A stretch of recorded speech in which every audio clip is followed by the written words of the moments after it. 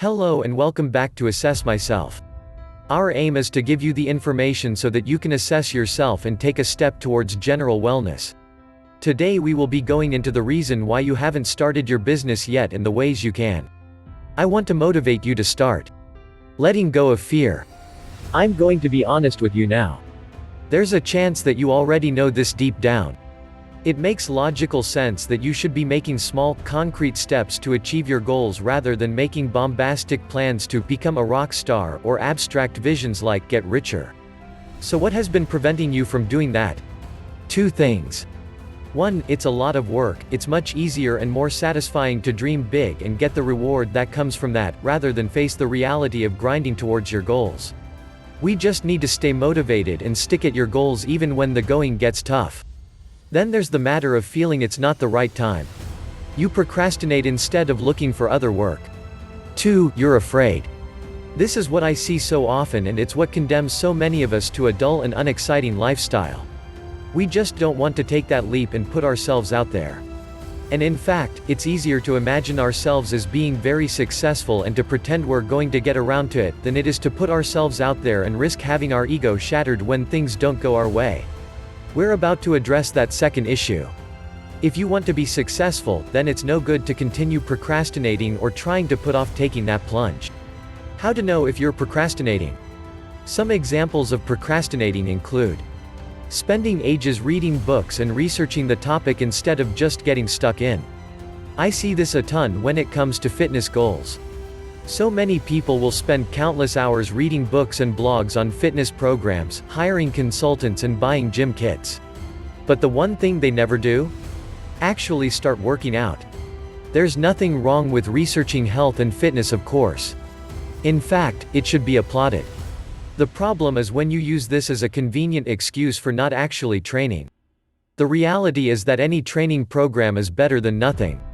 If you want to start getting into shape, if you really stand any chance of success, then you should start doing press-ups and pull-ups right now.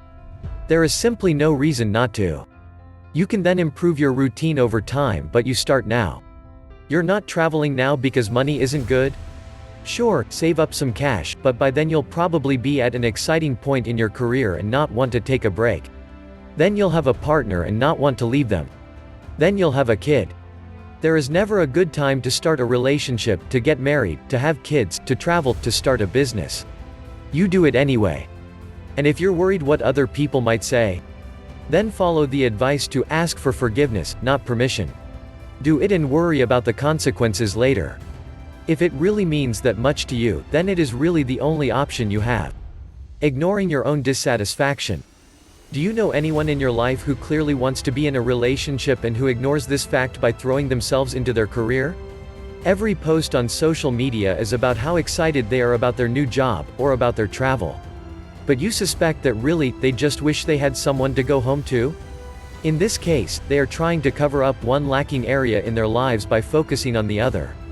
What about people who claim they are happy without pursuing their dream career because they have a family? Sure, that's great, but why not go for both? And that way be able to inspire your children with your inspiring story? Don't make this mistake because you need to be fulfilled in every area of your life if you're going to be truly happy. Fear setting. If you still can't overcome these psychological blocks though, then it's time to employ a technique known as fear setting that was described by Tim Ferriss in his book, The 4-Hour Workweek. The idea here is simple. You are going to write down all of the things holding you back and all of the things you're afraid of, and then you're going to present counterarguments, contingency plans and more to remove those fears. So take a moment to think about your goals and dreams and then write down all of the things that you want to accomplish. Write those goals and the steps you need to take, and then think about taking that first step right now. What's holding you back? What are your fears? Be honest and thorough and make sure to include every possible concern. Let's say you want to start your own business. Here are your fears and concerns. You don't have the money. Taking out a loan may be reckless and leave you in serious debt if the business isn't a success.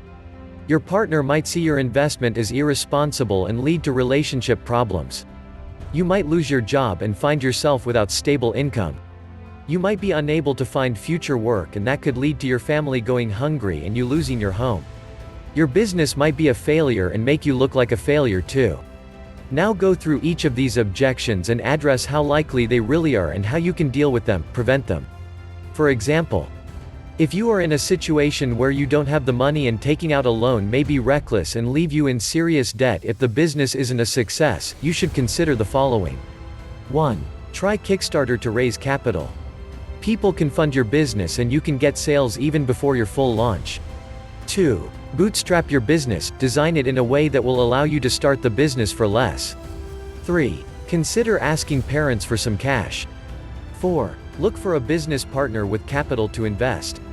If you are in a situation where your partner might see your investment as irresponsible and it might lead to relationship problems, then consider the following. 1. Your partner is more likely to support you in your ambitions. 2. If you use the methods we just talked about, you can demonstrate that you have been sensible and taken every precaution. 3. Your partner might even be able to help you bring in extra income to support your goals. 4. Have a rainy day fund and explain to them the risks and why starting a business is important to you.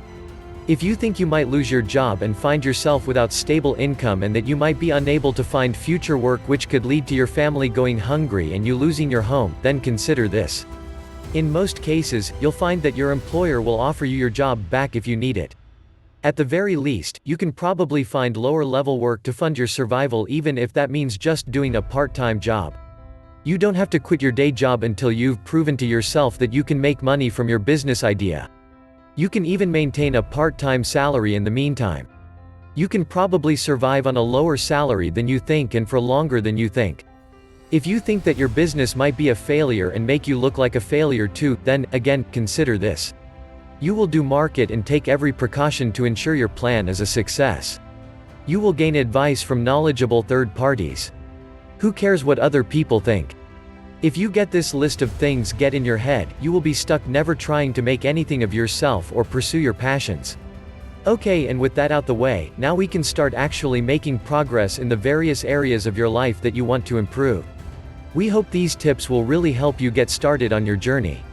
By the way, we would really appreciate it if you could hit the like button down below and subscribe for more content. Also, don't forget to turn on notifications to get notified when we post any future videos. And as always, make sure you assess yourself and take a step towards general wellness.